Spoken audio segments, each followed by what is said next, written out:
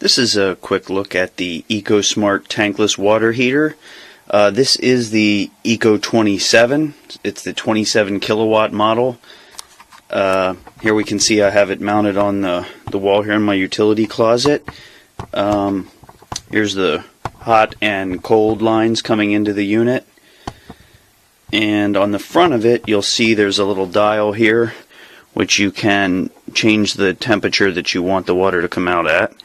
I currently have it set at 105, and I also have hooked up here a little thermostat.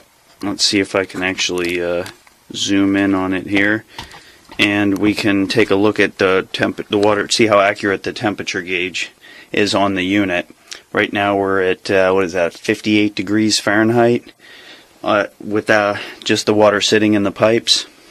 And also I have hooked up a whole house power meter, so we can take a look at the wattage.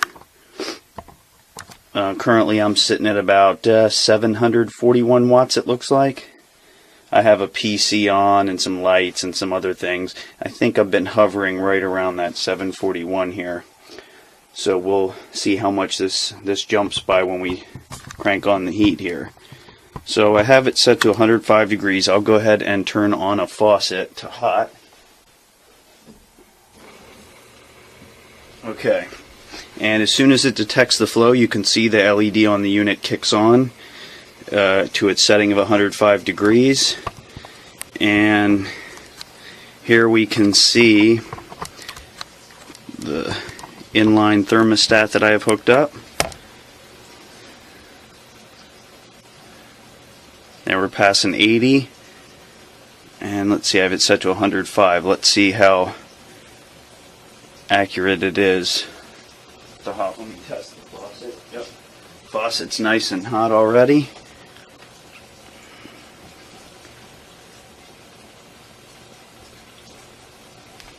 And we are what is that, 102? The camera won't show the angle exactly right. It's dead on, 105 degrees it looks like, almost exactly, when you're looking at the gauge straight on. And let's see what kind of juice we're pulling down right now. What are we at? 14.7 kilowatts. And let's see if it stabilizes at about that with just one faucet. You know what, let me kick a little more light down that way. Looks like we're holding steady at 14.8 kilowatts. That's with one sink faucet running on full blast, all hot. And it looks like we're holding steady at about 14.8 kilowatts. And the temperature is a little hotter than it should be. That could be by design, I'm not sure. But it looks like we're at 110 degrees according to this analog gauge. Actually, it's more like 112. So it is running a little hotter than what the temperature on the unit actually is set at. But as you can see, I'm still set at 105 degrees, and we are holding steady at 14 kilowatts. So it's not using the full 27 kilowatts. One of the advantages of this unit was supposed to be the self-modulation, where it only uses the proper amount of power based on demand. Let me shut the sink off and we'll see. And there we can see we are down to 737 watts once the unit has completely shut off. And the temperature in the pipe's holding steady at 110. So I haven't had it long enough. I mean, this is literally, I've only used it a couple times here really. I've just got the thing all set up.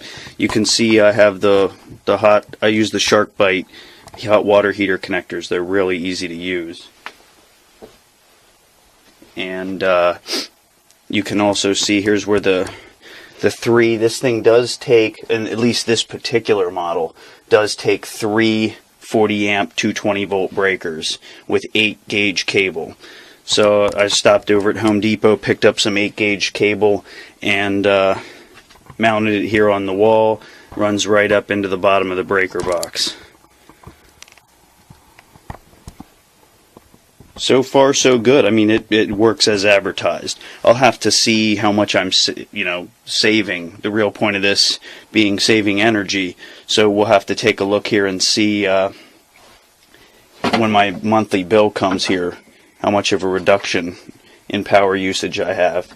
I went with the largest model that they offered. Not all of them require 340 amp breakers. The smaller models you can get down to two breakers, even one breaker. But I didn't want to underbuy. I wanted enough where I could have a couple things going at once. So far, never run out of hot water. So I'm very happy with the product.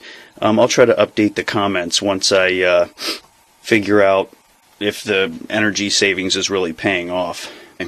Here's a look at the unit without the cover on it, which you can find plenty of pictures online, but I figured I'd just show it with the cover off.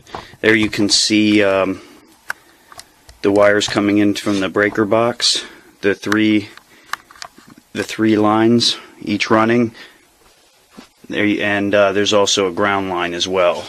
But it was pretty. As long as you follow the directions in the manual, it's not super hard to hook it up. But anytime you're working with this much electricity, it's best to pay a professional to do it.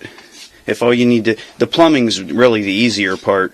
The more dangerous, better be careful, comes into play with when working with that much electricity. If you're even unsure, I would just pay someone to come out and wire it up. But there's a quick look at the unit. You can see it's real quiet. It doesn't make any noise at all. Here, I'll turn the faucet back on. And you can hear there's like a slight, almost not ticking exactly.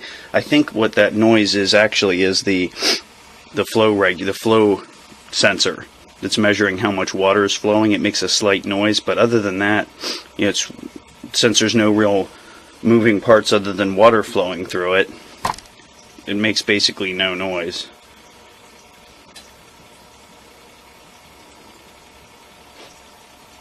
But this was just a quick look at the EcoSmart Tankless Water Heater. This was the 27 kilowatt model.